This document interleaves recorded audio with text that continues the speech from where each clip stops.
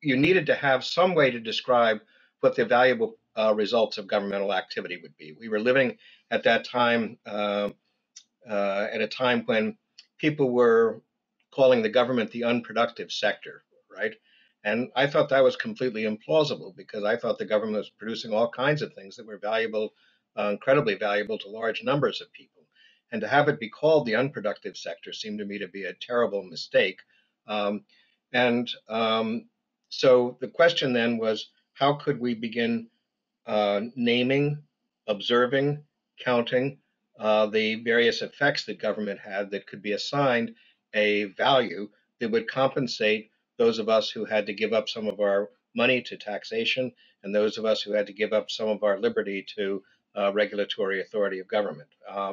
And so it was an effort to raise in people's minds the idea that government could be value creating, and it could be value creating in this particular set of dimensions that could be called public value. And that meant that we had to have an idea about who could be the arbiter of the value that was being produced.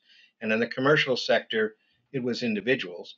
But in the public sector, when we were using the collectively owned assets of government, it had to be some political and governmental process that decided what was valuable to produce, and then named it and began measuring it and observing it and determining whether we had in fact succeeded in creating net public value that meant the citizens got more out of our efforts than they had to pay in the form of taxation or restricted liberty. It took me a while to figure out exactly I wanted to organize it and then to understand the significance of what it was that I'd done. Right.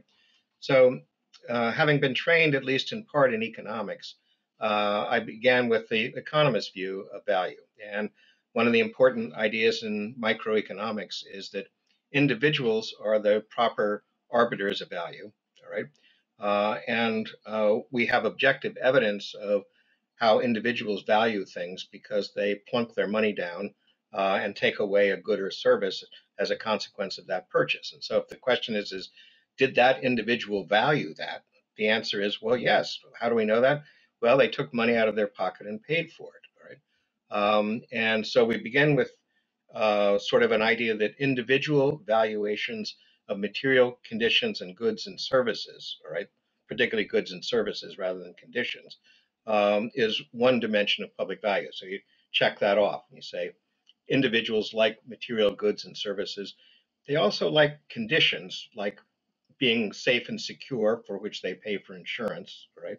And a variety of other things that individuals might be interested in, not just goods and services, but being able to buy peace of mind, for example, or to live near a park, or a variety of other things like that. So it's not narrowly consumption, but it's something that individuals value for themselves and their own material well being. Then, staying with the idea that the important arbiter of value should be an individual. This was a sort of a basic democratic idea. Nobody could tell you what to value. You had to value it for yourself. Um, I also, of course, knew from my philosophical training and from my political training that people were interested in the question of justice and fairness, as well as whether they could consume uh, goods and enjoy material advantages. And they were interested in justice and fairness for themselves. So there were these strongly felt individual ideas about wants, needs, and rights that were present in human beings from the very beginning, right? And the wants could be handled sort of in the economist frame, but the needs and rights might have to be handled in a frame that was more about. Uh, so they had an idea that they needed it, and they had an idea that they had a right to it, but somebody else had to agree to that with them, and it became then an idea of right relationships or justice and fairness rather than simply want. Right? But both of so this, of course, corresponded then in philosophical terms to the idea of utilitarianism, which is the basic philosophical idea that says aggregate social conditions should be evaluated in terms of producing the greatest good for the greatest number, all right?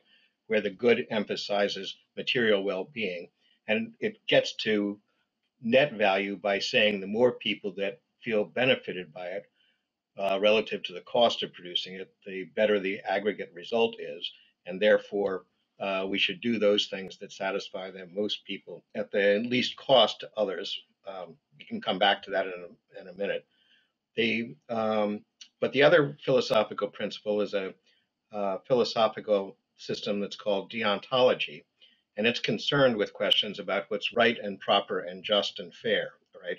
And it refers more to a set of understandings about relationships among people and what one person owes to the other as a matter of justice and fairness, rather than simply as a matter of desire or need.